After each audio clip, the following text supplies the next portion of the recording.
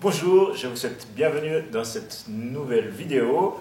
Nous allons voir aujourd'hui comment on fait les additions et les soustractions avec des fractions de dénominateurs différents. Dans une vidéo précédente, on a déjà vu comment on fait les additions et soustractions quand les dénominateurs sont les mêmes. Donc là, on va un petit peu plus loin. Donc la première chose à faire, c'est de trouver un dénominateur commun. Donc le dénominateur, c'est le chiffre qui est en bas. Commun, ça veut dire le même. Donc le même pour toutes les fractions. Ensuite, on va mettre toutes les fractions au même dénominateur. Enfin, on va pouvoir calculer. Et pour finir, on simplifie toujours le résultat. Le résultat est toujours simplifié. Allons maintenant aux exemples. Donc, premier cas, qu'est-ce qu'on fait en premier? On regarde les dénominateurs. Ici, on a 8 et 8. Dans ce cas-là, les dénominateurs sont les mêmes. On peut garder les fractions comme ça et calculer tout de suite. Donc, 13 moins 7, au numérateur, ça donne 6. Et je rappelle, le dénominateur reste le même. 6 huitièmes. Maintenant, on se pose toujours la question, est-ce que je peux simplifier? Est-ce qu'on peut simplifier par 2? C'est possible. Donc ça donne 6 divisé par 2, 3, et 8 divisé par 2, 4. 3 quarts. Ça, je ne peux pas simplifier. On vient maintenant au deuxième exemple. À la première fraction, j'ai 4 au dénominateur. À la deuxième fraction, j'ai 6 au dénominateur. On va chercher à avoir le même dénominateur pour les deux fractions. Donc on peut prendre 6. 6, ce n'est pas un multiple de 4. 6 fois 2, ça fait 12. 12, c'est aussi un multiple de 4. Donc on va mettre les deux fractions avec 12 au dénominateur. Donc la première fraction, c'est aussi la première fraction. Pour aller de 4 à 12, je fais fois 3. Donc je vais aussi faire fois 3 au numérateur. 9 fois 3, ça fait 27. Plus, donc je mets la deuxième fraction également avec 12 au dénominateur. Pour passer de 6 à 12, je fais fois 2.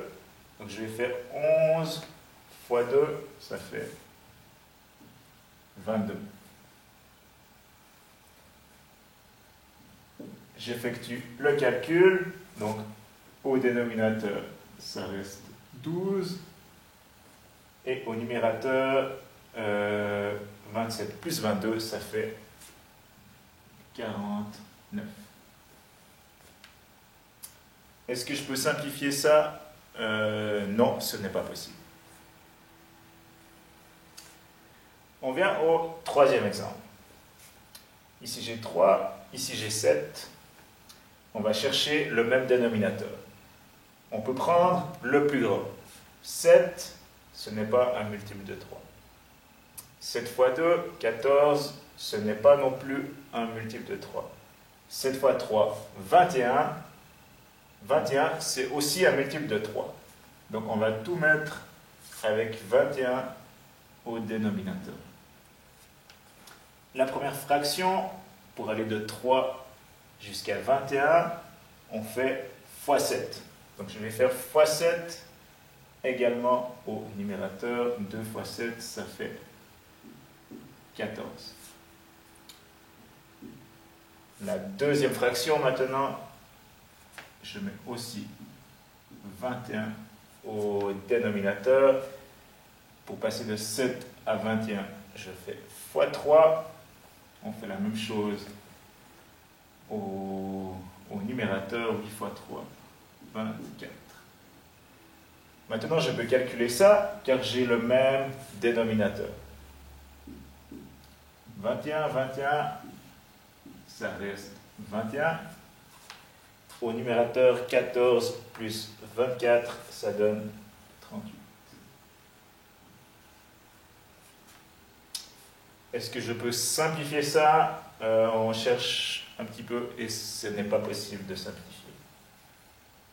Et le dernier exemple, donc on va chercher le même dénominateur pour les deux fractions. Est-ce que 20, c'est un multiple de 5? Oui, c'est un multiple de 5. Donc on va tout mettre avec 20. Pour passer de 5 à 20, je fais x4. Donc je vais faire 12.